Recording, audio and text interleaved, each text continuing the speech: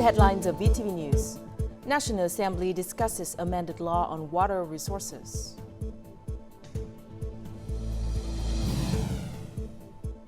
Vietnam's rice export turnover reaches 34-year record high. And later on in our world news, Israel says Gaza route assault to come.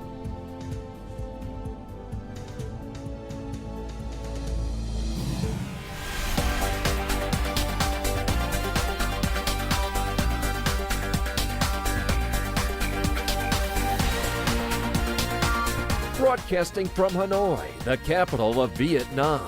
VTV News starts right now. Hello there, this is VTV News Live coming to you from Hanoi. I'm Lina Pham with the top news of the hour. On Thursday morning, the National Assembly will continue its sixth session focusing on a discussion regarding the amended draft law on water resources. And below are some comments from National Assembly deputies regarding this legislative proposal.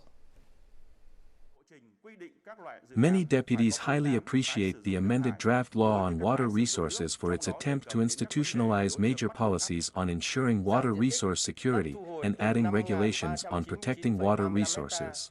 Deputies agree that these measures are necessary due to the depletion and pollution of water resources.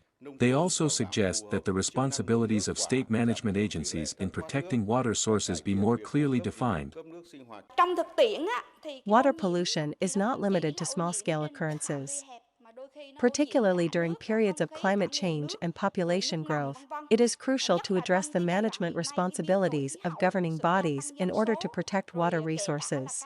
I suggest that we establish a clear definition of these responsibilities and ensure their compatibility with existing laws.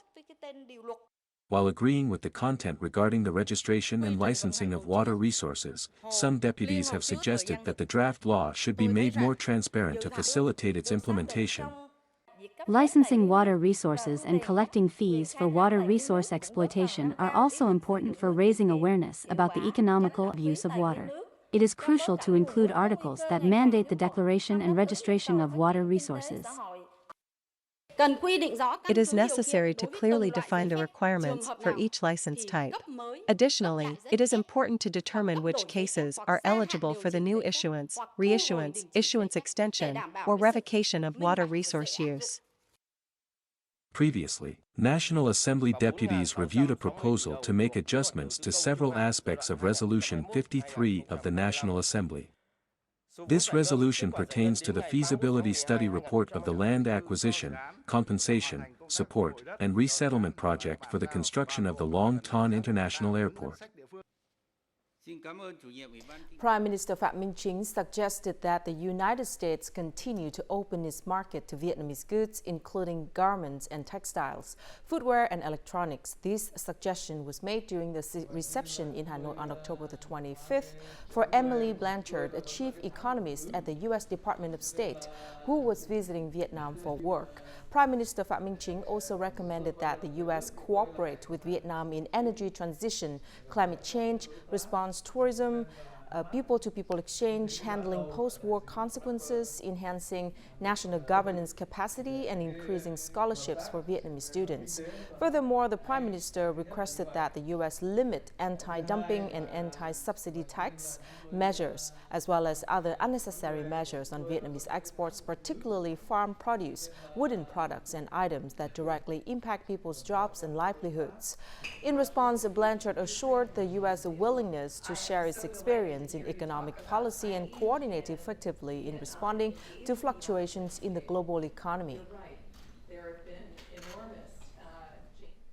As of mid-October, Vietnam has exported more than 6.7 million tons of rice, earning over $3.7 billion. This achievement marks a historic record for Vietnamese rice in the world market after 34 years of participation, according to the Vietnam Food Association. Vietnamese rice prices continue to reach new highs in both domestic and export markets. The highest export price for 5% broken rice this year was $700 per ton. The Ministry of Agriculture and Rural Development states that Vietnam has effectively capitalized on market opportunities, surpassing the rice price surge experienced in 2008. It is projected that under the highest scenario, Vietnam can export approximately 7.8 million tons of rice, generating a turnover of about 4.2 to 4.5 billion US dollars this year.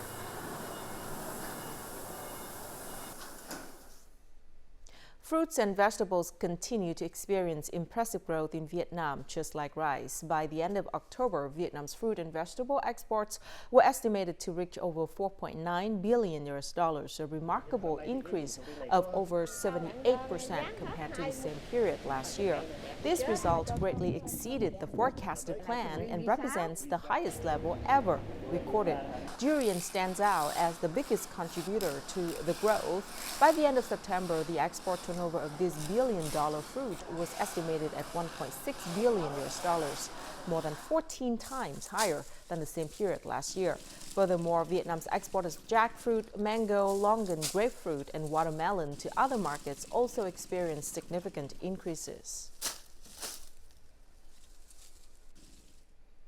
Vietnamese fruits have made significant progress in various international markets this year, including China, South Korea, Japan, and most recently, Europe. Fruit exports to the European market have seen a sharp increase compared to the same period last year. Popular fruit options in this market include passion fruit, dragon fruit, coconut, pineapple, and soursop. Our report from Europe. Fruits are the dominant products showcased at the Vietnamese booths in this year's Anuga Trade Fair, which is the world's leading trade fair for food and beverages in Europe. Instead of traditional favorites such as cashew nuts, pepper, vermicelli, and rice papers, the spotlight is now on tropical fruits from Vietnam. Europe is currently experiencing a vegetarian movement, with people opting to consume plant-based food instead of animal products. Sustainable foods are also highly sought after in the European market. Dried fruits are no longer the only products from Vietnam being exported to Europe. Nowadays, frozen whole or cut fruits, fresh juice packed in large containers, or concentrated juice can also be found in the European market. This is particularly advantageous considering the high demand for non-artificial sugar sweets in Europe. Concentrated fruit juice, such as mango or passion fruit, can be added to milk tea, drinks, or used as ingredients in cakes and other fruit beverages. This allows people to enjoy the sweetness without consuming excessive amounts of sugar. Fresh fruits, which pose a challenge for Vietnam due to the long transport distance to Europe, are also being showcased at this year's fair to gauge customer reactions. We have been exporting passion fruits to Europe. However, due to its sour taste, consumers need to add sugar to enjoy it. Fortunately, we now have other export options for this fruit. These options have a more natural sweetness, eliminating the need for added sugar.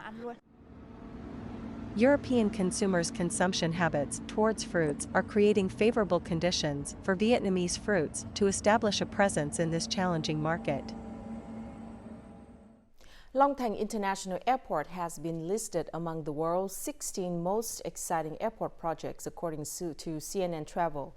The airport is also considered a key national project whose construction progress needs to be accelerated. Up to this point, the progress has fallen behind due to obstacles regarding land acquisition, compensation, and resettlement. As such, authorities and relevant agencies are making great efforts to ensure the project's scheduled pace.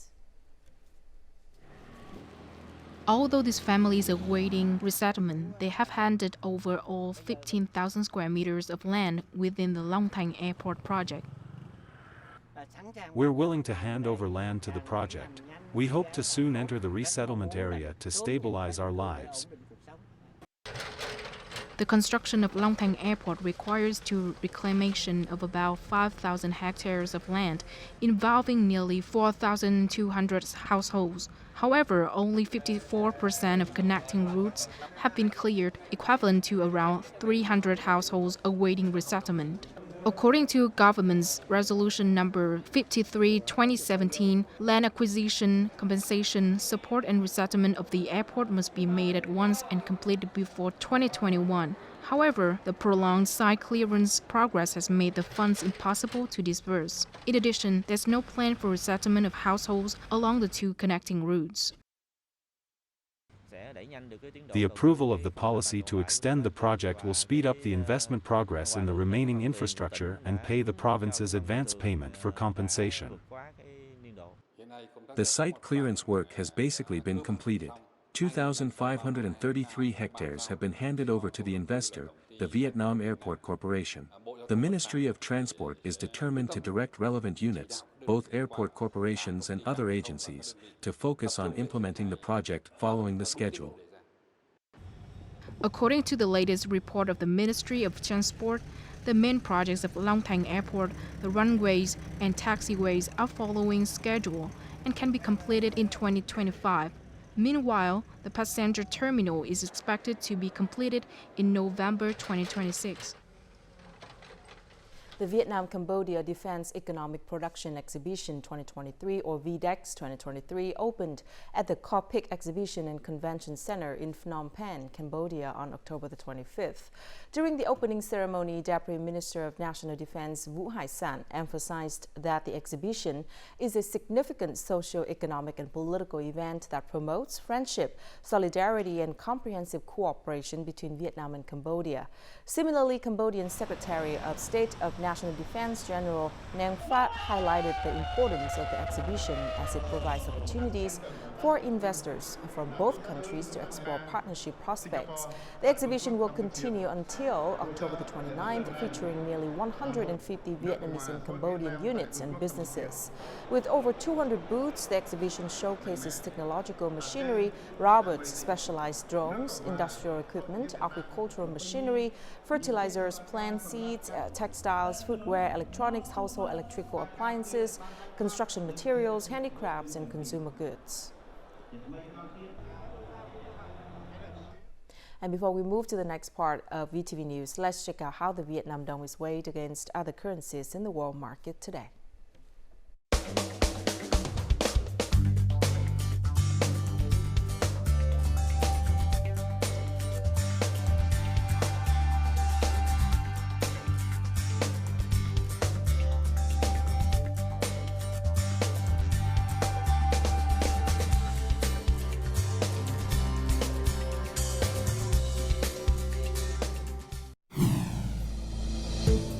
Coming up next, northern central residents struggle to protect homes from erosion. And Vietnam and Laos enhance tourism cooperation.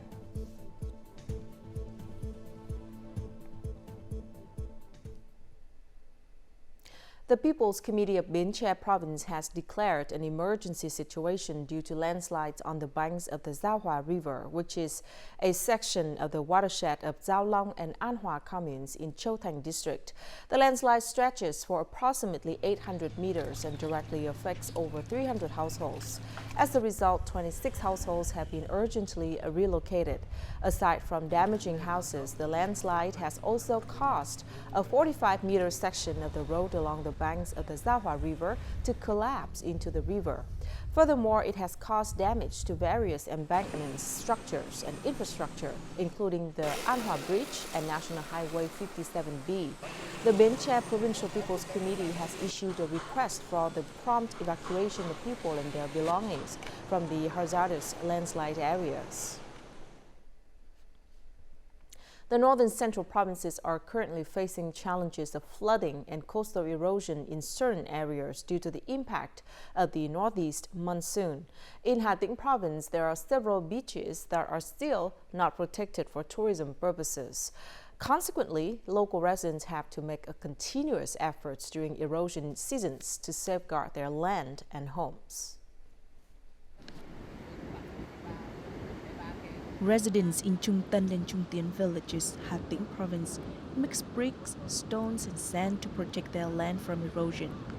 These villagers have been battling coastal erosion for decades. In this area, some houses have been relocated due to erosion, but a few, like this one, remain by the sea, protected by wave-blocking walls, stone embankments and trees. We keep adding stones every year to preserve the land. Out of the 800 households in this area, not everyone can afford to add stones annually to protect their land. As a result, many choose to relocate and accept the lots. In the two villages of Trung Tân and Trung Tien, hundreds of houses along this coastline have lost their land. The houses remain, but the land has been washed away.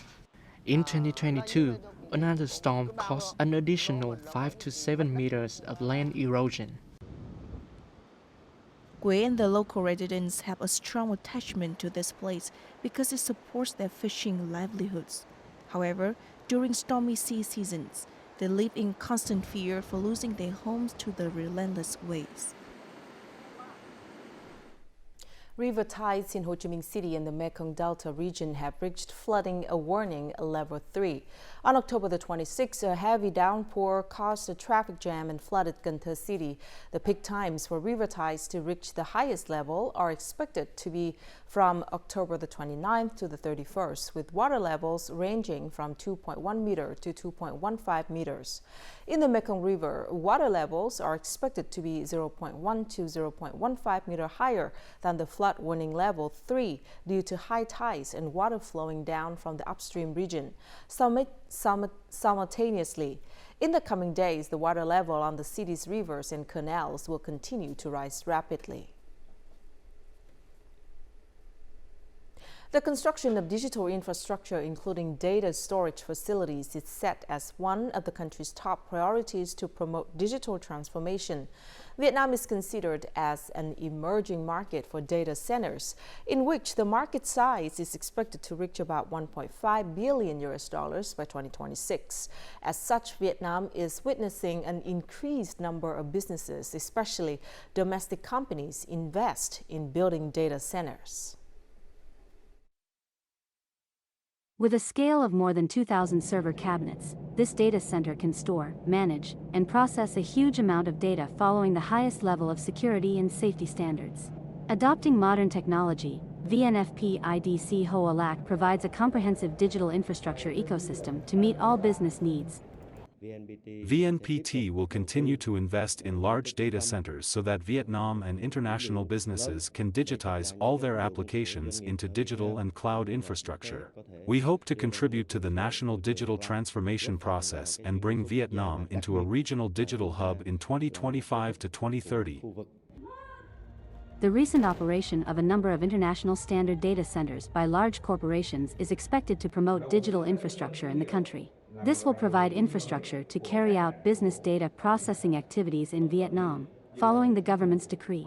Many domestic data centers have succeeded in attracting businesses to transfer their data from foreign providers, thanks to the advantages of reasonable costs and quick customer support.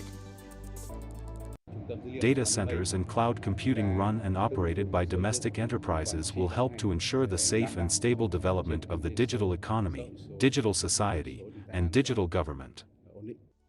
In the country's orientation to digital economy development, Vietnam aims to have 100% of government agencies and 70% of businesses using cloud computing provided by domestic enterprises by 2025. This goal is expected to further attract more domestic businesses to invest in the field of data centers and cloud computing.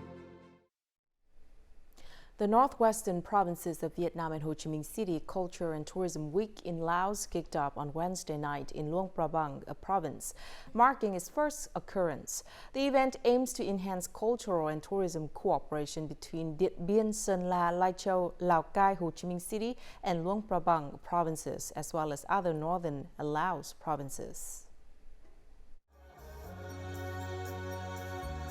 The art program, Colors of the Great Northwest, Ho Chi Minh City, has kicked off Vietnam's northwestern provinces and Ho Chi Minh City Culture and Tourism Week. International friends, including people from Laos, have been impressed by intricately choreographed performances that celebrate the natural beauty of Vietnam and Laos, as well as the participating localities in the event. This is how we implement the party and state's policies on cultivating and building a sustainable foundation for the special relationship between Vietnam and Laos, including their respective parties and peoples. The three-day event showcases a variety of cultural, sports, and tourism exchange activities. These activities include a photo exhibition that introduces the cultural identity, tourism, and agricultural products unique to the Northwest region, Ho Chi Minh City, and Luang Prabang Province. The event also provides an opportunity for businesses to assess tourism products and services in Luang Prabang Province, with the aim of fostering cooperation in tourism between Vietnam and Laos. This is the first time a tourism collaboration program has been held between Luang Prabang, the Northwest Provinces, and Ho Chi Minh City. It has successfully attracted the attention of both domestic and foreign tourists. This will enable us to organize more events like this in a richer, more diverse, and more attractive manner. The event demonstrates the commitment of both countries to strengthen the profound friendship between Vietnam and Laos.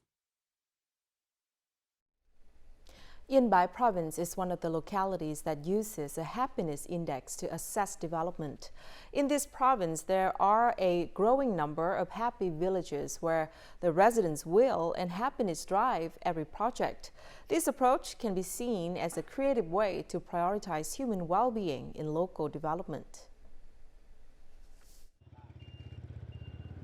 It is common to find households in Hat Lieu commune earning hundreds of millions from livestock farming. Pomp's family, the largest rice buyer in the area, uses the rice to produce bran for pig and fish farming.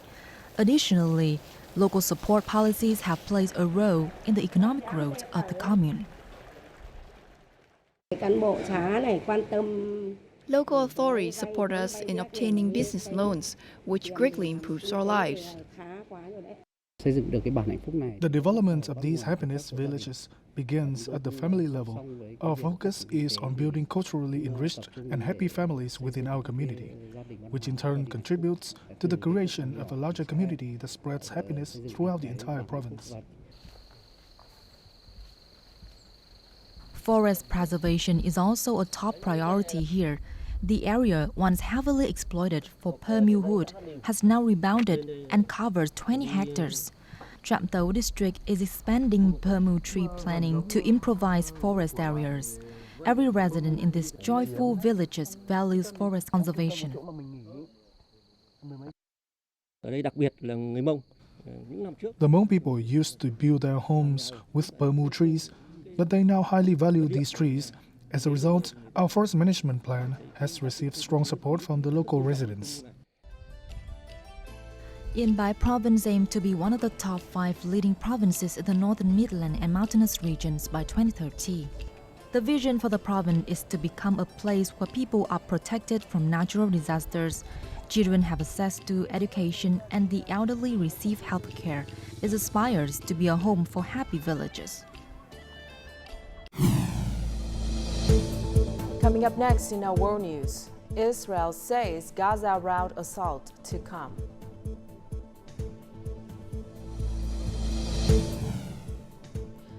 And U.S. House elects Republican Mike Johnson as Speaker.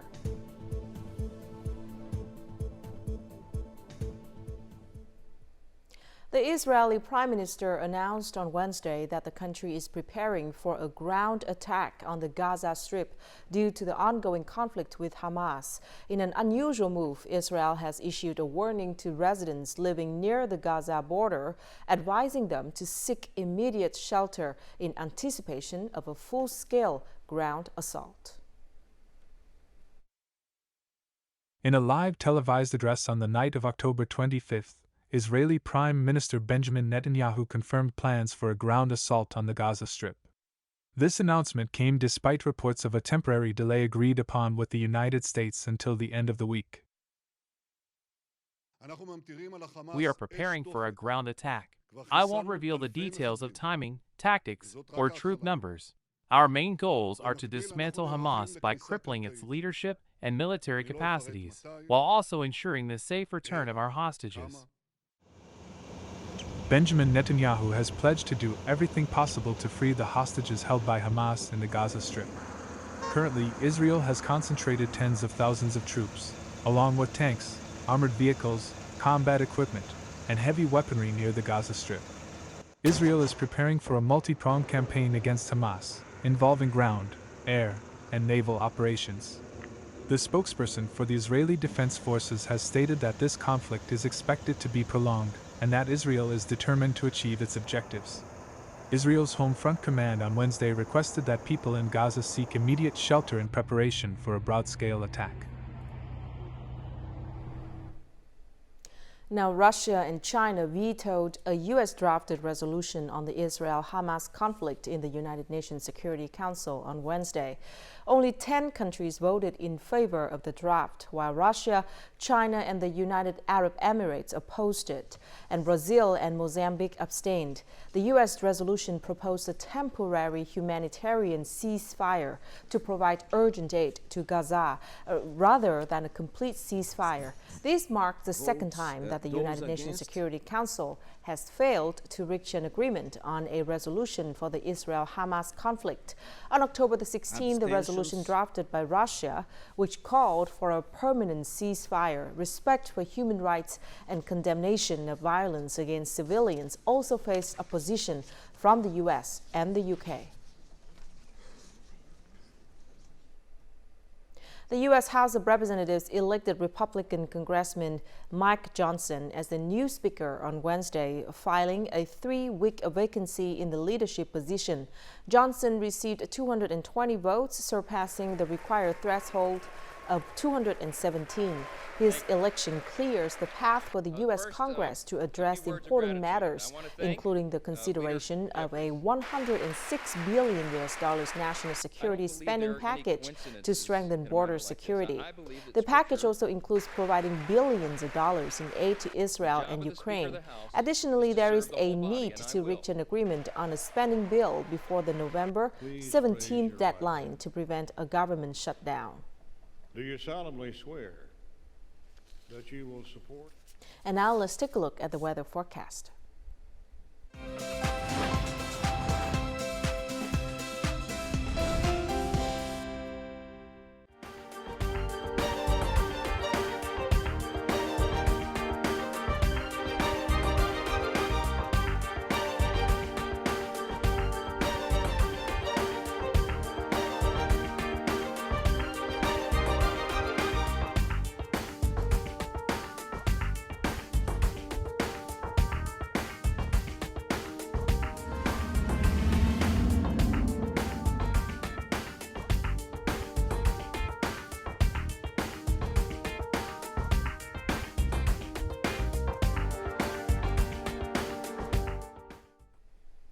That's it for this edition of VTV News. Thank you very much for watching. To rewatch our program, you can download VTVgo from App Store or Google Play, or tune in our YouTube channel at youtube.com/VTV4Go. Goodbye for now.